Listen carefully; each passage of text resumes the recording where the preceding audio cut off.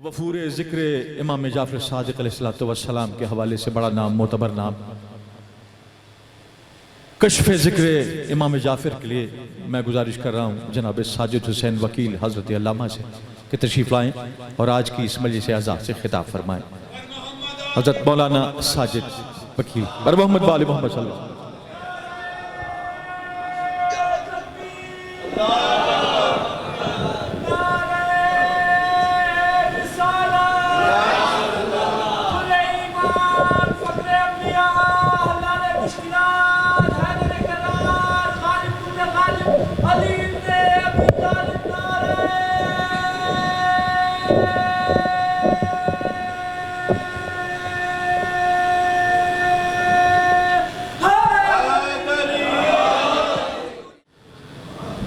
ला हौल वला कुव्वता इल्ला बिल्लाहिल अलिय्यिल अज़ीम।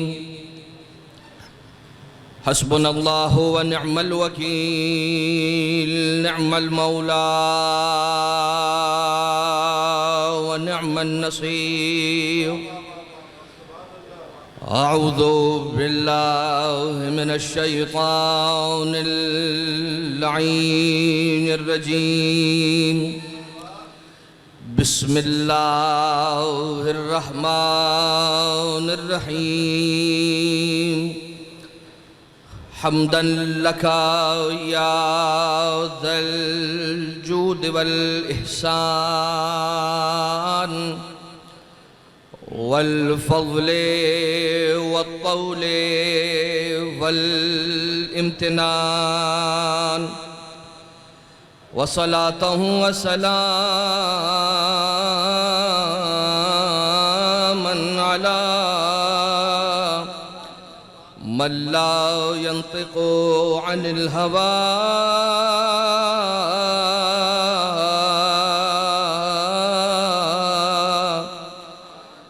इन हुवा इल्ला वहयुन यूहा।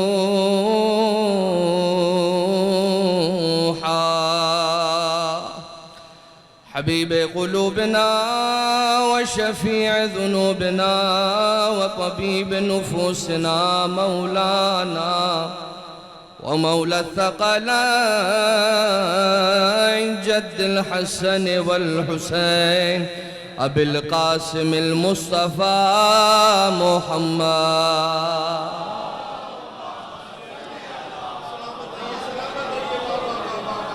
व अला आलिहि अल्लज़ीना अज़हबल्लाहु अन्हुमुर रिज्स व तहहरहुम तत्हीरा। अल्लाहुम्मा सल्लि अला मुहम्मद। ला सिय्यमा अलल इमामिल मुंतज़र वल हुज्जतिस सानी अशर वल्लअनतुद दाइमतुल बाक़ियतु अला आदाइहिम व मुनकिरी फ़ज़ाइलिहिम व गासिबी हुक़ूक़िहिम मिनल अज़ली इला क़ियाम यौमिद्दीन। अम्मा बअदु फ़क़द क़ाल सय्यिदुना व मौलाना इमामुस सादिक़ अलैहिस्सलाम अहयूहु अमरना फ़रहिमल्लाहु मन अहया अमरना सलवात।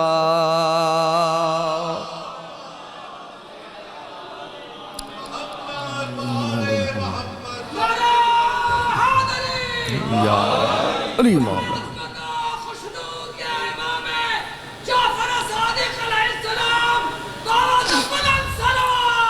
अल्लाहुम्मा सल्लि अला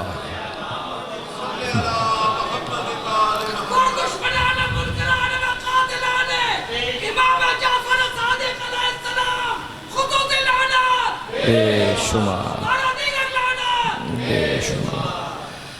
अज़ादाराने जाफ़र इब्न मोहम्मद अलैहिस्सलाम, आज का जो उन्वान है हमारी इस मजलिस का वो उस हस्ती से जुड़ा हुआ है कि हम बंदे खुदा के हैं, उम्मती मोहम्मद मुस्तफ़ा के हैं, शिया अली के हैं और मकतब जाफ़र सादिक़ का है।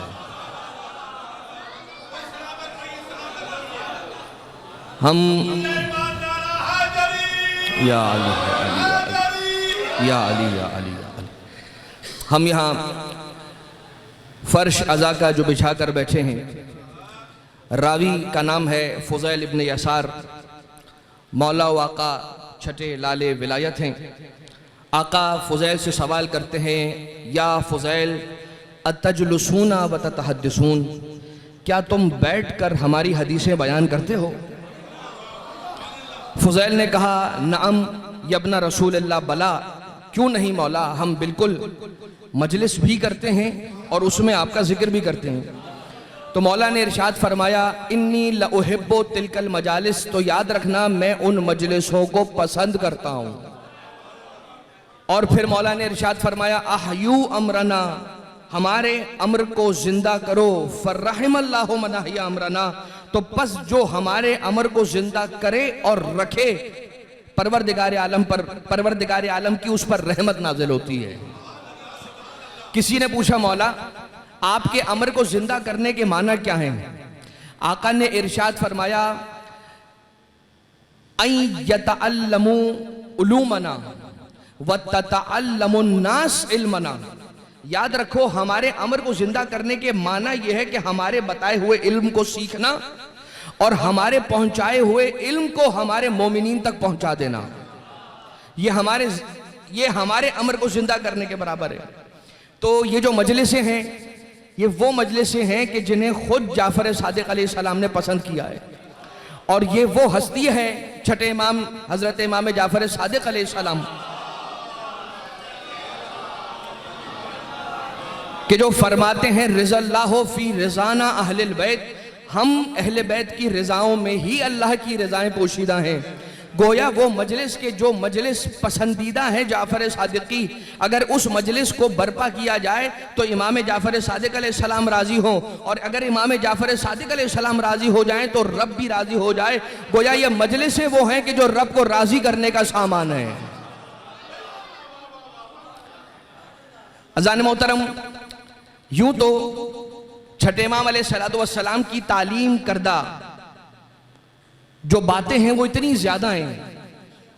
जरा ये सोचिए कि मौला के जो रुवात हैं, रावियान हैं, उनकी तादाद भी बहुत ज्यादा है, मगर मोहम्मद इब्न मुस्लिम एक नाम हिशाम इब्न हकम, एक नाम जाबिर इब्न यजीद जोफी। जाबिर इब्न यजीद जोफी वो हैं कि जिसने अकेले ने छठे इमाम अलैहिस्सलाम से 80,000 हदीसें रिवायत की। अल्लाहुम्मा सल्ली अला मुहम्मद। और जाबिर जोफी वो हैं कि जो शहर कूफा में रहते हैं, मदीना में भी नहीं रहते। और सरकार जाफर सादिक अलैहिस्सलाम शहर कूफा में तकरीबन 5 साल अपनी हयात तैयबा के गुजारते हैं। तो जरा सोचिए कि जिस मौला के 5 साल की हयात तैयबा से मौला के शागिर्दों और असहाब में से एक सहाबी अगर 80,000 हदीसें सीख रहा है, तो फिर बाकी सारे असहाब की अगर सीखी हुई हदीसों को जमा किया जाए तो कितना बड़ा खजाना सामने आएगा। ये तो जमाने की सितम ज़रीफियों की वजह से और उन मसाइब की वजह से कि जो अहले बैत के मकतब पर ढाए गए, कि जिसके नतीजे में वो किताबें कि जिन्हें दजला के पानी में बुर्द कर दिया गया, डुबो दिया गया और ज़ाया कर दिया गया, अगर ये वाक़यात ना हुए होते तो आज जितना खजाना है इमाम जाफर सादिक अलैहिस्सलाम और इमाम बाक़िर अलैहिस्सलाम की हदीसों का, उससे भी कई गुना बड़ा ज़ख़ीरा हमारे पास आज मौजूद होता। लेकिन जितना ज़ख़ीरा आज हमारे पास मौजूद है, ये भी बहुत काफ़ी है मकतब तशय्यो को हक साबित करने के लिए। बल्कि उलमाए कराम ये बयान करते हैं कि अगर मकतब तशय्यो की सारी किताबों को एक जानिब रख दिया जाए और सिर्फ बरादरान अहले सुन्नत ही की किताबों को लाकर जमा कर दिया जाए, तब भी ये साबित किया जा सकता है कि मकतब जाफर इब्न मोहम्मद सादिक ही है जो हक का मजहब है। आका की खिदमत है, मदीना मुनव्वरा है, और मौला के असहाब परवाने शम्मे इमामत के गिर्द जमा हैं।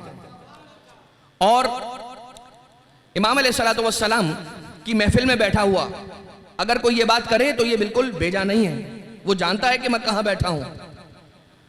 ठीक है, मगर इस हदीस को सुनने से पहले एक बात, फर्श अज़ा की हकीकत और फर्श अज़ा की फजीलत अज़्ज़ुबान मुबारक जाफ़र सादिक़ अलैहिस्सलाम पहले आपकी खिदमत में अर्ज करना चाह रहा हूँ। ये सुन लीजिए और उसके बाद हम बात को आगे बढ़ाएंगे कि किस तरह से इमाम जाफ़र सादिक़ अलैहिस्सलाम ने तौहीद को साबित किया है, वो अभी आपकी खिदमत में अर्ज करते हैं। मगर उससे पहले जिस फर्श पर बैठकर हम इमाम का जिक्र बर्पा किए हुए हैं, इस फर्श की फजीलत मौला ने क्या बयान की वो समाअत फरमाएंगे।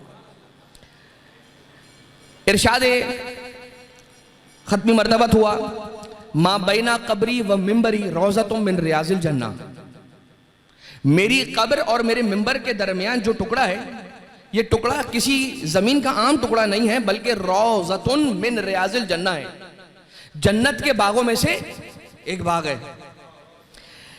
अब ये तो बात हो गई। मा बैना रुकने वल मकाम, ये भी रसूल अकरम की हदीस है।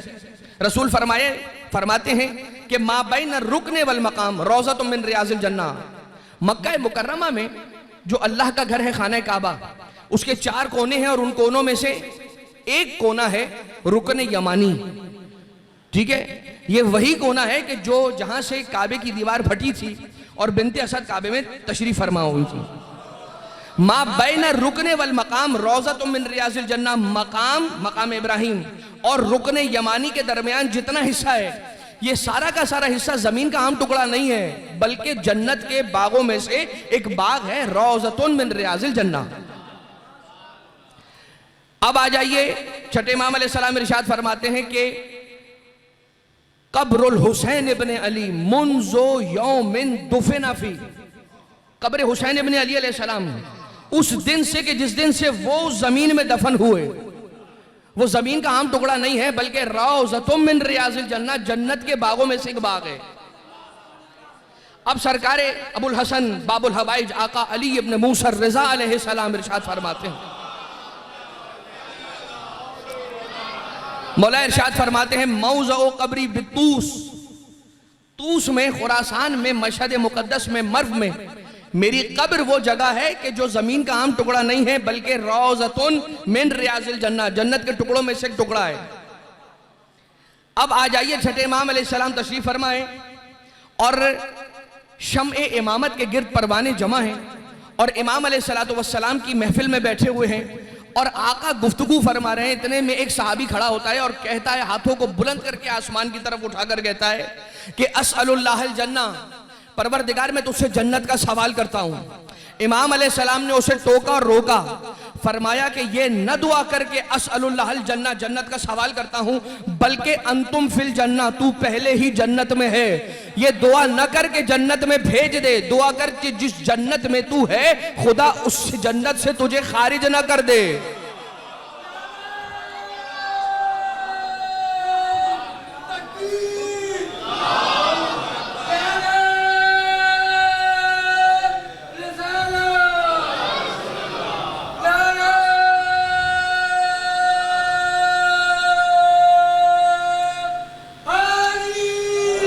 या अली या अली। एक मरतबा मौला इरशाद फरमाते, अंतुम फिल जन्ना, तू पहले जन्नत में है, ये दुआ ना कर कि जन्नत में भेज दे रब्बे जुल जलाल, ये दुआ कर कि जिस जन्नत में तू है उससे निकाल ना दिया जाए। एक मरतबा हाथों को जोड़कर शान इमामत की ताजीम को जानते हुए और उसे मलहूज़े खातिर रखते हुए, सर को झुकाते हुए, जो इल तो फिदा का यब्ना रसूलुल्लाह कहते हुए पूछता है, मौला नहनो फिद दुनिया, आप फरमा रहे हैं मौला हम जन्नत में हैं, मगर नहनो फिद दुनिया, हम तो इस वक्त दुनिया में हैं। एक मरतबा मौला सवाल करते हैं, क्या हमारी इमामत पर ईमान नहीं रखता? अगर हमारी इमामत पर ईमान रखता है और हमारी जिक्र की महफिल में आकर बैठ गया है, तो तू जमीन के आम टुकड़े पर नहीं बैठा है, रोज़तुम मिन रियाज़िल जन्ना, जन्नत के बागों में से एक बाग में आकर बैठ गया।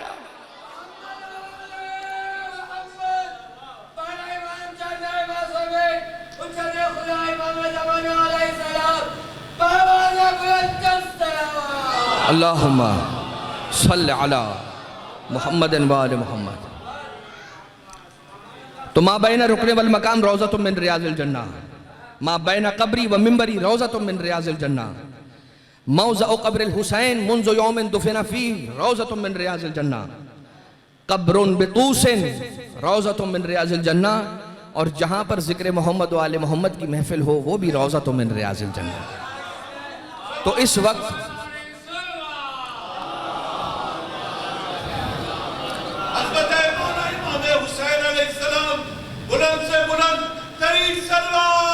अल्लाहुम्मा सल्ले अला मुहम्मदिन वाले। छठे इमाम अलैहिस्सलाम है और सरदारे जन्नत का जिक्र जन्नत के टुकड़े पर बैठकर किया जा रहा है। मौला की बारगाह में आकर सवाल करने वाले ने यह सवाल किया कि मुझे अपने किसी भी सहाबी के साथ बिठला दीजिए, मैं मुनाजरा करना चाहता हूं, मैं दमिश्क से आया हूं। अब ये बात कहां की है? ये बात है मक्का की। मक्का हज के बाद की बात है। छठे इमाम अलैहिस्सलाम हज के बाद मिना के मैदान में अपना खेमा लगाकर बैठते थे। हज के बाद कुछ दिन, कुछ अरसा, कुछ अय्याम मौला मिना ही में अपना खेमा लगाए रखते थे। वहां पर मौला का क़याम रहता था और दूर दराज से आने वाले अफराद जो हज करने के लिए दूर का सफर तय करके आते थे, इस मौके को गनीमत जानते हुए रसूलुल्लाह के बेटे इमाम जाफर सादिक अलैहिस्सलाम से मुलाकात करते थे। अल्लाहुम्मा सल्ली अला मुहम्मद, और अपने सवालों के जवाबात लेकर आका की बारगाह से रवाना होते थे।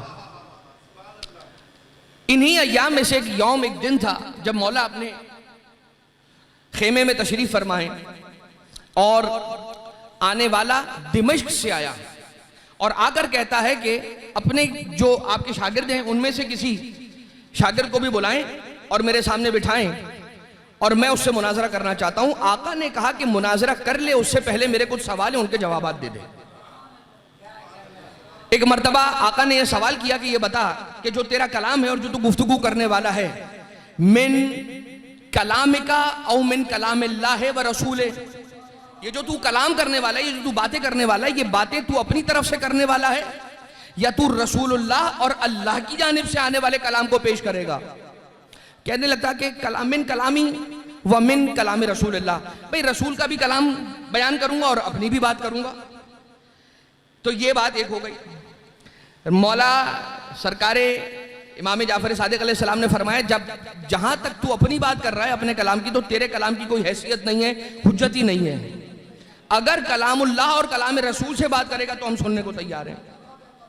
दूसरा सवाल आका ने इरशाद फरमाया कि भाई जब, अच्छा अब बात तो ये है कि ये जो आने वाला है ना, अगरचे मुखालिफ है, अगरचे मुखालिफ है, लेकिन चूंकि पढ़ा लिखा है लिहाजा न लकड़ी उठा रहा है, न डंडा उठा रहा है, न बदकलामी कर रहा है, न सब्बो शितम कर रहा है। कह रहा है कि इल्मी बात होगी, इल्म के जरिए से, दलीलों के जरिए से गुफ्तगू होगी। चूंकि पढ़ा लिखा है इसलिए कह रहा है कि इल्मी बुनियादों पे बात होगी। एक मर्तबा आका ने फिर एक दूसरा सवाल किया, कहा कि देख, तजबो ताअतो का कमा तजबो ताअतो रसूलुल्लाह, क्या तेरी इताअत वैसे ही वाजिब है कि जिस तरह से रसूल की इताअत हम पर वाजिब है? कहा नहीं, ऐसा तो नहीं है। फिर कहने लगे, मौला ने सवाल किया कि अयूहा इलैका कमा ऊहिया इला रसूलिल्लाह या अला रसूलिल्लाह, क्या तुझ पर वही नाजिल होती है बिल्कुल वैसे ही जैसे रसूल पर वही नाजिल होती थी? कहा ला यब्ना रसूलिल्लाह, नहीं मुझ पर वही नाजिल नहीं होती।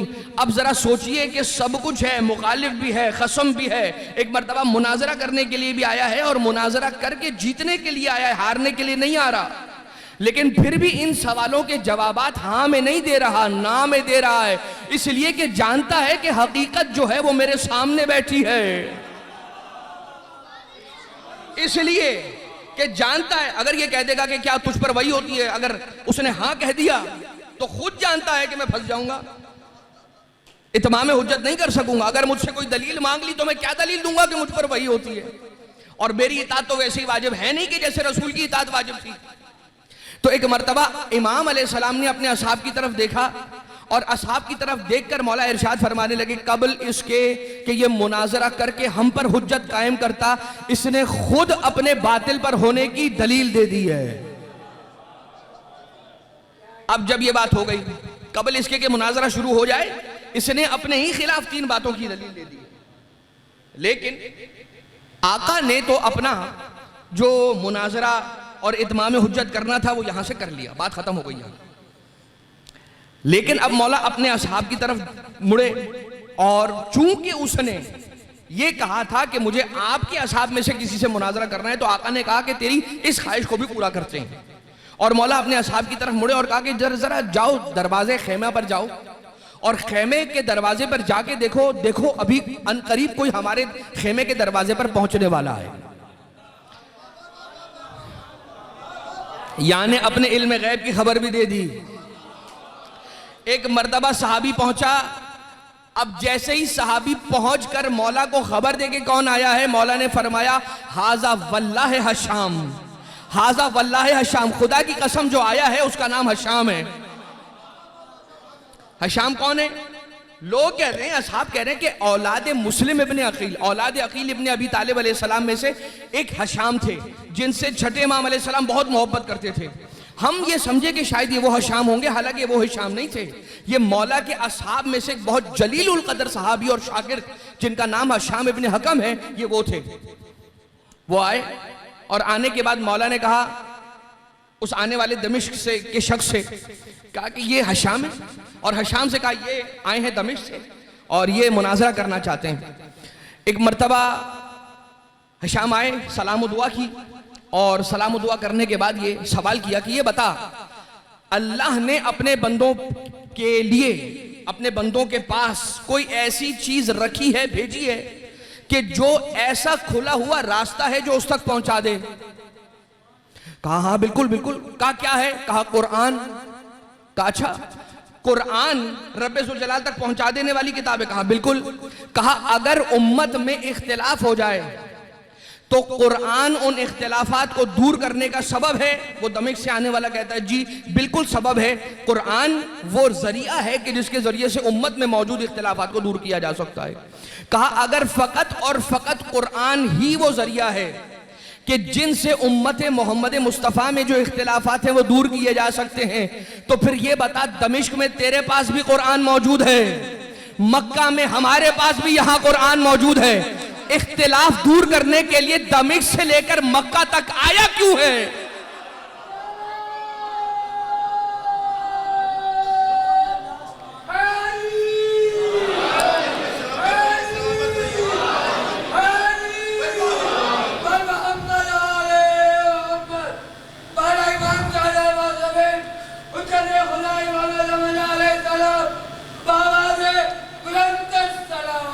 अल्लाहुम्मा सल्लि अला मुहम्मद व आलि मुहम्मद। तेरा दिमश्क से मक्का तक का सफर करना इस बात की दलील है कि कुरान से तेरे इख्तिलाफात दूर हो नहीं सके जब तक कि तू वारिस कुरान और नातिक कुरान की खिदमत में हाजिर नहीं हो गया।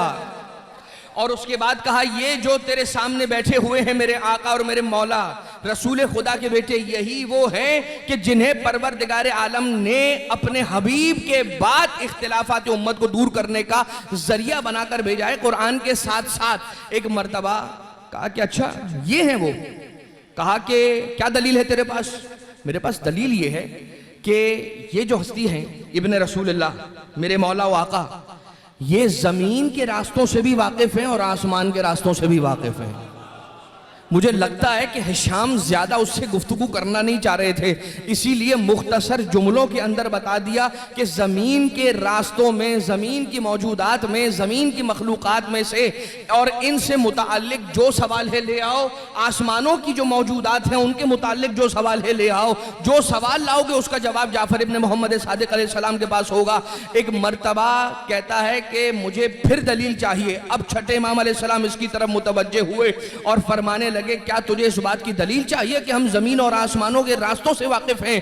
क्या तुझे तेरे सफर की रूदात सुनाना शुरू करूं? जब तू दमिश्क से निकला तो इस मंजिल पर पहुंचा, इस मंजिल पर तूने ये काम अंजाम दिया, उस मंजिल से जब निकला तो फलानी मंजिल पर पहुंचा, वहां पर इस तरह से ठहरा, इस शख्स के घर ठहरा, वहां पर तूने ये खाया, वहां पर इतने घंटे के लिए सोया, जब उस मंजिल से निकला तो अगली मंजिल पर तू ठहरा, जब वहां पर रुका तो इतनी देर के लिए रुका, वहां पर ये खाया और ये पिया, वहां पर ये काम अंजाम दिए। एक एक मंजिल का बयान जाफर इब्ने मोहम्मद सादिक अलैहिस्सलाम ने बयान किया और उसके बाद फरमाया, अब जो तू कहता है वो मैं बतलाता हूं, बस तू पूछता जा, रसूल का बेटा तुझे बताता जाएगा। अपने सर को झुका के थोड़ी देर खामोश रहा। कहता है, ए रसूल खुदा के बेटे, मुझे अपना कलमा पढ़ाइए, ला इलाहा इल्लल्लाह मुहम्मदुन रसूलुल्लाह व अशहदु अन्नका वसीयो रसूलुल्लाह। मैं गवाही देता हूं कि अल्लाह एक है, मोहम्मद मुस्तफ़ा उसके रसूल हैं, और मैं गवाही देता हूं कि आप मोहम्मद मुस्तफ़ा के जानशीन हैं।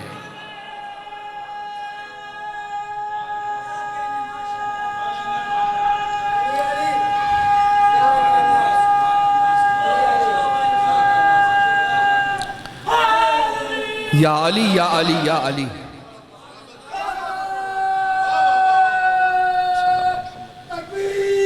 अल्लाहु अकबर।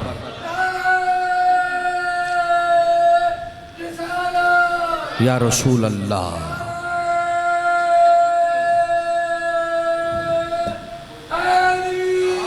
या अली या अली।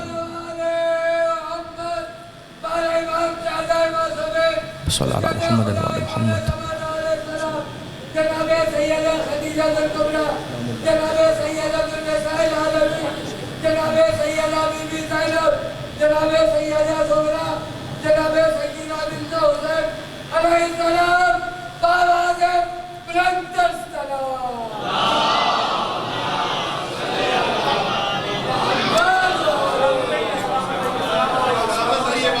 इत्माम हुज्जत हो गया और आने वाले को इमाम ने डंडे मार के भगाया नहीं है, लाठियां मार के भगाया नहीं है। जो सवाल उसने किया है आका ने उसका जवाब दिया, और आके तौहीद के सवालात पूछने वालों को भी मौला ने ऐसे काने कुनंदा जवाब अता किए हैं और इरशाद फरमाए हैं कि वो सवालात अगर आज का हमारा बच्चा हमसे पूछ ले तो हम कहेंगे, भाई तू तो काफिर हो गया, तूने ये सवाल पूछा ही कैसे। हालांकि ऐसा नहीं है। अगर कोई सवाल जहन में आ रहा है तो ये सवाल सही तरह से एड्रेस किया जाना चाहिए। आइम्मा मासूमीन अलैहिस्सलाम की हदीसों में और उलूम अहले बैत अथार में हर सवाल का जवाब मौजूद है, हर खुश्क व तर का जवाब मौजूद है। बात यह है कि हमारे इल्म नहीं होता है, हम जाहिल हैं। इमाम अलैहिस्सलाम हमें अपनी मीरास इल्म से बेबहरा नहीं छोड़ गए हैं। आगे सवाल करने वाला अबू शाकिर देसानी दहरिया है और अल्लाह के वजूद का इनकार करने वाला है, और कहता बस एक सिस्टम है, उस सिस्टम पर ये चल रहा है। ये कहता है, दुल्लनी अला रब्बिक, मुझे अपने रब की निशानी बतलाइए और दलील दीजिए और मुझे अपने रब की तरफ लेकर जाइए। आका ने फरमाया, अब मौला अपने सहने खाना में बैठे हुए, एक बच्चा वहां से करीब से गुजर रहा है, उस बच्चे के हाथ में अंडा है। मौला ने उसे करीब बुलाया और कहा कि जरा ये नाबिलनी ला हाज़ल बैस, ये अंडा मेरे हाथों में दे दे, मुझे दे दे। आका ने उस बच्चे से वो अंडा लिया और उस अंडे को दिखलाता है अबू शाकिर देसानी को। अबू शाकिर देसानी अपने मकतब का बड़ा आलिम, और आका इतनी सिंपल बात करके समझा रहे हैं, सिर्फ यानी इतनी आसान और इतनी सहल बात, और सहले मुमतने, यानी इंतहाई आसान बात है लेकिन इंतहाई मुश्किल बात कर गए मौला। आका ने इतना आसान करके क्यों बतलाया? इसलिए कि सिर्फ मौला का खिताब अबू शाकिर देसानी से नहीं था, मौला का खिताब कयामत तक आने वाले अबू शाकिर देसानी जैसे लोगों से भी था। कहा आज जो फैसला हो रहा है तो आज ये बात हो ही जाए। आका ने वो दिखलाया अंडा और कहा, देख क्या है, जिल्दुन गलीज, ये जो ऊपर इसके खौल चढ़ा हुआ है ये एक सख्त झिल्ली है, सख्त खौल है। व तहता हाजा जिल्दुन गलीज जिल्दुन रकीक, और इस सख्त छाल के नीचे एक पतली सी झिल्ली है और एक पतली छाल। एक मर्तबा जब मौला ने इरशाद फरमाया कि इस सख्त छाल के नीचे पतली एक छाल है, तो फिर मौला ने इरशाद फरमाया कि इस पतली सी झिल्ली के अंदर क्या है, पिघला हुआ चांदी है, और उस पिघले हुए चांदी के अंदर पिघला हुआ सोना है। यानी सख्त छाल है, उसके अंदर पतली सी झिल्ली है, उसके अंदर पिघला हुआ चांदी है और उसके अंदर पिघला हुआ सोना है। एक मर्तबा आका ने पलट कर पूछा, अबू शाकिर देसानी भाई ऐसा ही है या नहीं है? मौला तय करवाते हुए जा रहे हैं, ये जो सफर है ये फैसला करते हुए मौला आगे बढ़ रहे, भाई ऐसा ही है? हाँ ऐसा ही है। कहा मुझे ये बता कि जो पिघला हुआ चांदी है वो तो पिघला हुआ है ना, सख्त तो नहीं है, पिघला हुआ है, और वो जो सोना है वो भी पिघला हुआ है, वो भी सख्त नहीं है, मगर पिघला हुआ सोना पिघले हुए चांदी से नहीं मिलता और पिघला हुआ चांदी पिघले हुए सोने से नहीं मिलता। कहा ठीक है। अब जो कोई भी इस दुनिया के अंदर परिंदा आता है, कोई जानवर आता है जो इस अंडे से निकलने वाला है, चाहे वो मुर्गी हो या कोई तैर हो या कोई परिंदा हो, जब वो बाहर आता है तो क्या उस रंग का इजहार उसके जिस्म पर होता है कि जिस रंग का ये पिघला हुआ सोना और पिघली हुई चांदी है? क्या नहीं? यानी रंग बरंगी होते हैं उसके पर, काली रंग की उसकी आंख है, लाल रंग का उसका ताज है, सफेद रंग की उसकी चोंच है, उसके पर जो हैं वो अनवाव अक़साम के रंगों के अंदर भरे हुए हैं। यानी मोर भी है अगर है तो वो भी इसी अंडे से निकल रहा है, और परिंदा भी है वो भी इसी अंडे से निकल रहा है, और मुर्गी भी है वो भी इसी अंडे से निकल रही है। तो आका ने फरमाया कि क्या तूने कभी किसी को देखा कि कोई इस अंडे पर बैठकर उसके अंदर रंग दाखिल कर रहा हो कि जो बाद में इसमें से निकलकर बाहर आने वाले हो? कहा नहीं। जब ये सुना तो एक मर्तबा खामोश हुआ, अपने सर को झुकाकर काफी देर तक कुछ सोचने लगा। आखिर में अपने सर को उठाया और कहा कि आप अपना कलमा पढ़ाइए, और कहने लगा ला इलाहा इल्लल्लाह मुहम्मदुर रसूलुल्लाह व अशहदु अन्नका अंता हुज्जतुल्लाहिल कुबरा व अंता आयतुल्लाहिल उज़्मा। आप ही अल्लाह की सबसे बड़ी निशानी है, आप ही अल्लाह की सबसे बड़ी हुज्जत है, आप ही अल्लाह ताला के रसूल की इस दुनिया में वसायत रखने वाले।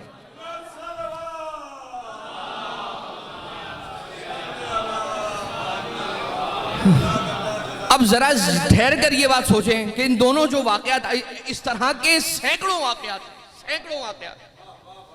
जो आता है काने होने के बाद और कायल होने के बाद ये कहता है कि अपना कलमा पढ़ाइए, अल्लाह का कलमा पढ़ाने का कोई नहीं कहता।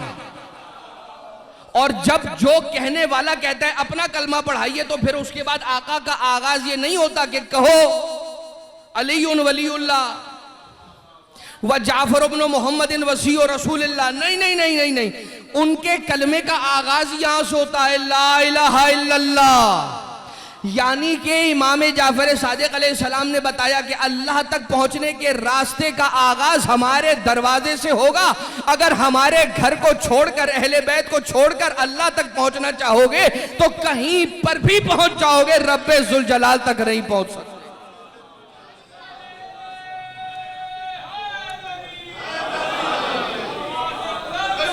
अंत बाबुल्लाहिल्लज़ी सल्लल्लाहु अलैहि मुहम्मद, अंत बाबुल्लाहिल्लज़ी मिन्हु योता। आप हैं वो अल्लाह का दरवाजा कि जिस दरवाजे से अल्लाह अपने बंदों को अता करता है।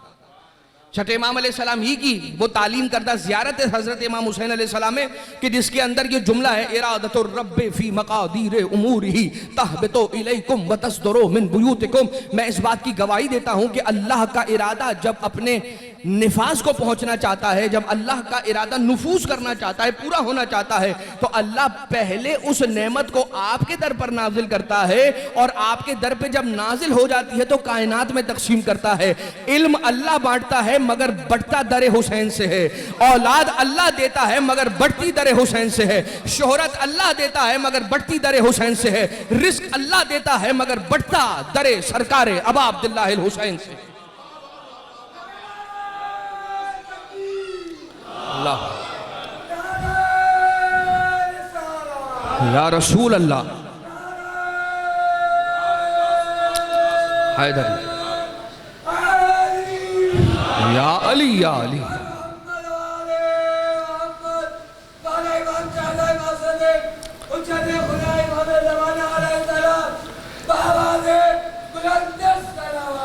अल्लाहुम्मा सल्लि अला मुहम्मद व आलि मुहम्मद।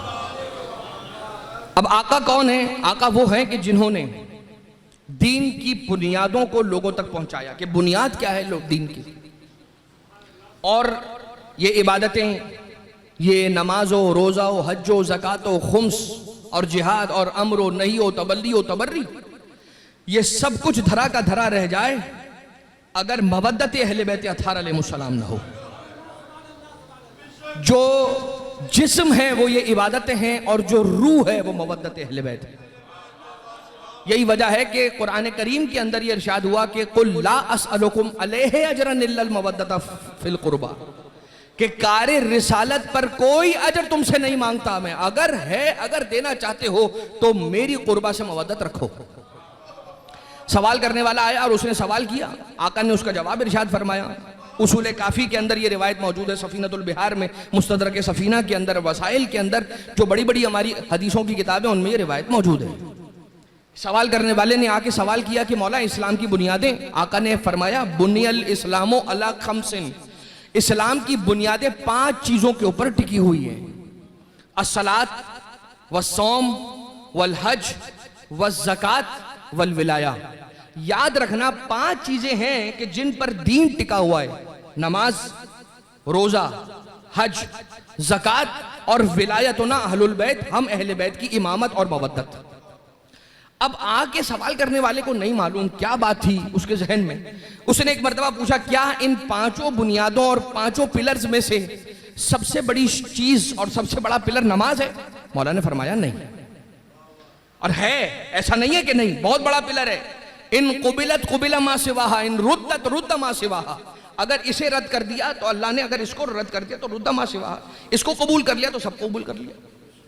और सबसे पहली जिस चीज का फुरूए दीन में सवाल किया जाएगा वो नमाज है। उसूल दीन के अंदर सबसे पहले अहले बैत की विलायत और इमामत का सवाल किया जाएगा। लेकिन इमाम से पूछा रोजा, मौला ने कहा नहीं। कहा हज, कहा नहीं। कहा ज़कात, कहा नहीं। कहा फिर, कहा विलायतुना अहलुल बैत, हम अहले बैत की इमामत और विलायत सबसे बड़ा सुतून है दीन का। ये एक ऐसा नूर है, अगर ये नूर न हो तो तुम्हारी नमाज भी नहीं चमकेगी, तुम्हारा रोजा भी नहीं चमकेगा, तुम्हारे हज और ज़कात भी धरे के धरे रह जाएंगे। कहा क्यों? कहा क्यों? अब नहीं मालूम कि कबूल करने की नीयत से पूछा था या तय करके आया था कि ना सुनना है। बहुत सी मर्तबा सवाल का जवाब लेके आने वाला होता है साहिल। साहिल सवाल का जवाब लेने के लिए नहीं आता, उस जवाब की तायीद चाहता है कि जो जवाब उसने अपने जहन में पहले से तय किया होता है। एक मर्तबा आके पूछा इमाम से, इमाम अलैहिस्सलाम ने पूछा कि देख, जब तू कभी ऐसा हुआ है कि सफर इख्तियार किया? कहा सफर में नमाज पढ़ी? कहा 4 रकअत ही वाजिब नमाजें कह करके पढ़ी। कितनी करके पढ़ी? कहा 2 रकअत पढ़ी। कहा रुखसत मिल गई इसलिए तूने 2 करके पढ़ी, कम कर दी उसमें, अल्लाह ने तुझे उसमें रुखसत दी है, इजाजत दी है कि सफर में तू 2 करके पढ़ेगा। रोजा सफर में रखना हराम है, नहीं रख सकते, वहां पर भी रोजा खत्म हो गया। यहां पे 2 रकअत नमाज कम हो गई। वहां पर हज किस पर वाजिब है? हर शख्स पे वाजिब है? नहीं, जो साहिब इस्तिताअत है, जो मुस्तती है, जो शराइत पर पूरा उतरता है, उस पर हर हज वाजिब है। और अगर सारी जिंदगी अगर इंसान मुस्तती नहीं हुआ तो बगैर हज किए ही इस दुनिया से रुखसत होगा और गुनहगार भी नहीं होगा, इसलिए उस पर वाजिब ही नहीं हुआ, उसमें भी रुखसत है। ज़कात किस पर है? साहिब निसाब पर है। हर शख्स पे ज़कात वाजिब नहीं है। हम और आप इसलिए ज़कात नहीं निकालते, इसलिए कि हम उसके निसाब पर पूरा नहीं उतरते, हम खेती बाड़ी नहीं करते, हम जो काम है ज़कात को वाजिब करने वाले वो काम अंजाम नहीं देते। मौला ने जब ये इरशाद फरमाया तो आखिर में सवाल किया कि मगर हम अहले बैत की विलायत, नमाज में अल्लाह ने कोई ना कोई गुंजाइश रखी है, रुखसत रखी है, रोजे में रुखसत रखी है, कमी रखी है, हज और ज़कात में परवरदिगार आलम ने शराइत रखी है, हम विलायत अहले बैत में कोई शराइत नहीं है, ये खुद अपनी जात में बहुत बड़ी शर्त है। आका ने फरमाया बच्चा हो, बूढ़ा हो, जवान हो, पीर हो, मर्द हो, औरत हो, हर शख्स पर हम अहले बैत की विलायत और इमामत और मवद्दत वाजिब है, इसमें कहीं पर कोई छूट नहीं मिलेगी।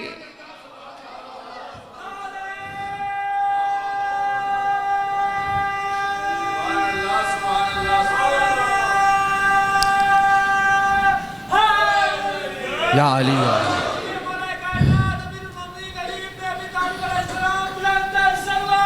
अल्लाहुम्मा सल्ली अला मुहम्मद व आले मुहम्मद। बस अज़ान मोहतरम ने बात को यहाँ पर रोक दिया इसलिए कि दामने वक्त अपने इख्तिताम की तरफ बढ़ रहा है और हमें मसाइब की तरफ भी जाना है। आका ने एक तो अज़ादारी इमाम हुसैन अलैहिस्सलातु वस्सलाम के लिए बड़ा एहतमाम किया। जो शुअराए कराम, कुमैत, हिमयरी, इन लोगों को बुलाया करते थे मौला, और इन्हें बुलाकर पूछते थे क्या हमारे जद का मरसिया लिखा है? लिखा है तो हमें सुना दे। फर्श अज़ा का खुद बिछाते थे, और जब कोई गुलाम आकर कहता था कि मौला छोड़ दीजिए, हमें दीजिए, हम बिछाएंगे, कहा नहीं, ये मेरे दादा हुसैन की मजलिस का फर्श है।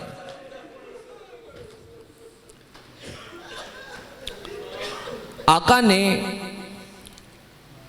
कैसे कैसे याद किया। मौला फरमाते हैं, दुआ करते हैं अपनी नमाज के बाद हाथों को उठाकर, अल्लाहुम्मा इरहम अला तिलकल वुजूहिल्लती, ऐ खुदा उन चेहरों पर रहमत फरमा कि जो हुसैन की ज़ियारत की राह में सूरज की तमाज़त से झुलस गए हैं। बारे इलाहा उन आँखों पर रहमत फरमा कि जो हमारे गम में आंसू बहाती हैं। ऐ खुदा उन रुखसारों पर रहमत फरमा कि जिन पर हमारी राह में चलने की वजह से खाक और गर्द आके पड़ गई है। खुशा नसीब उसके कि जो दुआए इमाम जाफर सादिक अलैहिस्सलाम का मरकज़ बन जाए। क्या मेरे मौला आप उन मवालियों के लिए, अपने उन चाहने वालों के लिए दुआ कर रहे हैं कि जिनका चेहरा धूप में झुलस गया। आप उनके लिए दुआ कर रहे हैं जिनकी आंखों से गम हुसैन में आंसू निकला। आका उन रुखसारों पर रहमत का कह रहे हैं जिन पर गम हुसैन में तमाचे लगाए गए। मौला मुझे ये बताइए कि क्या आपको उस 4 साला बच्ची का झुलसा हुआ चेहरा नजर नहीं आता होगा कि जिसके बाप का साया सर से उठ गया था, और शिमर उस बच्ची को रोने पर कभी तमाचे मारता था, कभी ताजियाने मारता था, कभी। मौला जब आप अपने शियों का ख्याल करते हैं मौला, आपको सकीना का कितना ख्याल आता हो। आका कूफा में थे, जबरन मौला को कूफा में लाकर ठहराया गया कुछ अरसे के लिए, 5 साल तकरीबन, मंसूर मलऊन ने। और जब मौला कूफा में थे तो एक दिन मौला का एक चाहने वाला सहाबी आता है, और उस वक्त मौला के सामने खजूरों से भरा हुआ तश्त रखा हुआ था।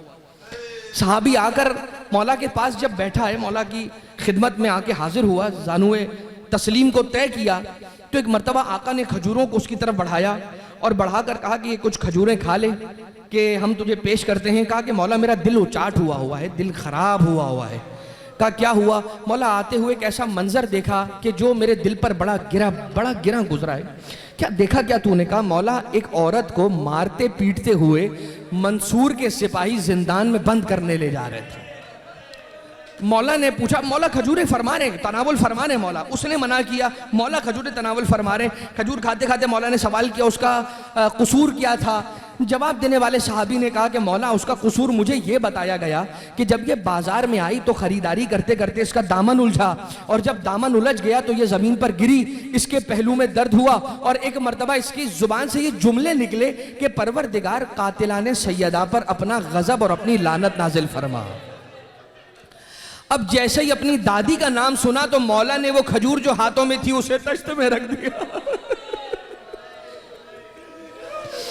एक मर्तबा आका ने कहा चल खड़ा हो जा अपनी जगह से, इसलिए कि अब हमें उस मस्जिद में जाना है कि जिस मस्जिद में दुआएं बहुत जल्दी कबूल हो जाती हैं। कहाँ गए? मौला कूफा में एक मस्जिद है, उसका नाम है मस्जिद सहला। मस्जिद सहला में आके मौला ने 2 रकअत नमाज पढ़ी। नमाज के बाद मौला ने एक दुआ तिलावत फरमाई, और उसके बाद एक सजदे में चले गए, और तवील सजदा मौला ने अंजाम दिया। और जब सजदे से सर को उठाया तो क्या देखा? मौला की पूरी रीश मुबारक आंसुओं में भरी हुई थी। कहा जाकर पूछ लेना अब उस खातून को रिहाई नसीब हो गई है। इमाम की दुआ हुई उसके लिए कि जिसने कातिल सैयदा के लिए बदुआ की थी। बस अजीज़ान मोहतरम, आका ने जाकर ये कहा कि मुझे उससे मुलाकात करनी है, या एक रिवायत के मुताबिक वो आका के पास आई, या एक रिवायत के मुताबिक मौला चलकर उसके पास गए और मौला ने पूछा कि इन जुमलों को अदा करने की वजह क्या थी, हालात इतने संगीन हैं, फिर भी तूने ये जुमले बाजार के अंदर खुलेआम कहे। एक मर्तबा कहती है आका बेसाख्ता मेरी जुबान से निकले, मैं क्या करूं, जब मेरा दामन उलझा और मैं जमीन पर गिरी, मेरे पहलू में और पसलियों में दर्द हुआ। जैसे ही मैंने अपने पहलू में दर्द को महसूस किया, मुझे अपना दर्द भूल गया, मुझे कायनात की शहजादी फातिमा ज़हरा का अपने घर में दरो दीवार के दरमियान पिस के गिरना याद। मेरा सलाम हो जाफर सादिक मौला, अरे अपनी दादी की मजलूमियत का बयान सुन न सके, अगर उस खातून को एक रकम देकर कहा जा तू खुश रह, परवरदिगार तेरी जिंदगी को आसान करे, लेकिन ये मेरा मौला करबला के मसाइब को ऐसे याद कर रहा है। एक दिन एक मर्तबा नहीं बल्कि मौला पे ये मसाइब जो ढाए गए हैं वो मुताद्दिद मर्तबा, क्या आका के घर को कई मर्तबा घर को आग लगा दी गई, एक दो मर्तबा नहीं मुताद्दिद मर्तबा खाने मुबारक बैतुल शरफ सरकार सादिक आले मोहम्मद को जलाया गया। जब एक मर्तबा मौला के घर को जला दिया गया, रात का पहर है, मौला भी घर से बाहर आने पर मजबूर हुए, घर की मस्तूरात अहले हरम भी बाहर आने पर मजबूर हुई। एक मर्तबा जब सुबह का वक्त हुआ, असहाब मौला को पुरसा देने के लिए आए हैं, असहाब को जब आकर देखा है, मौला को कहते हैं मौला हम अफसोस कर रहे हैं आपके घर को जला दिया गया, ये सुनना था। एक मर्तबा जाफर सादिक रोने लगे, कहा मौला जो हो गया सब्र कीजिए, आप रो रहे क्यों हैं? आका ने फरमाया तू क्या ये समझ रहा है कि मैं अपने घर के जल जाने पे रो रहा हूं? अरे मुझे करबला में जलते हुए खेमे याद आ रहे हैं। यहां मैं बाहर आ गया मगर किसी ने ताजियाना नहीं मारा। यहां से जब मैं अपने घर से जलते हुए घर से बाहर आया, मुझे हथकड़ियां बेड़ियां नहीं पहनी हुई थी। है मेरा दादा सैयदे सज्जाद जलते हुए खेमे से खुद बाहर नहीं आ सका, बेहोश था। जनाबे ज़ैनब उलिया उन्हें अपनी पुष्ट पे रख के लेकर आई। आका रोते रोते कहते जाते हैं अरे मेरे घर की अहल हरम जब बाहर आई है तो सर पर रिदाएं मौजूद है, मगर करबला की बीबियां जब बाहर आई है तो सर पे रिदाएं मौजूद नहीं है। मेरे बच्चे जब जलते घर से बाहर आए कोई मारने वाला नहीं था, मगर हुसैन की सकीना दामन को आग लगी, तमाचे मारे गए, ताजियाने मारे गए। मैं हाथों को जोड़कर कहूंगा मौला आपने अपने जलते हुए घर को भुला दिया, करबला के जलते हुए खेमों को याद किया, मगर आका यही मदीना, एक घर आपका मदीना में जलाया गया था, वो घर आपकी दादी का घर था। सैयदा के पहलू को तोड़ा गया, अली को ताजियाना मारा गया, मोहसिन को शहीद कर दिया।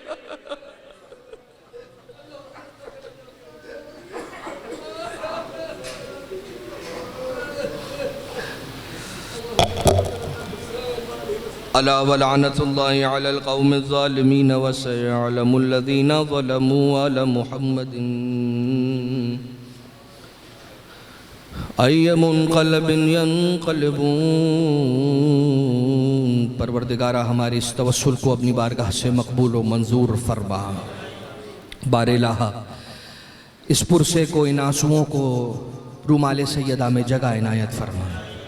परवरदिगारा ये पुरसा और ये मजलिस बारगाह साहिबुल अम्र अलैहिस्सलाम में ईसाल फरमा। अपने मौला व आका अपनी हुज्जत ज़माने के इमाम के ज़ुहूर में ताजील फरमा। मौला के सदक़े में जितने भी फ़र्श अज़ा पर आए हुए हैं सबकी हाजात शरइया को रवा फरमा, सबके परेशानियों को दूर फरमा। मातम हुसैन मातम जाफ़र सादिक़।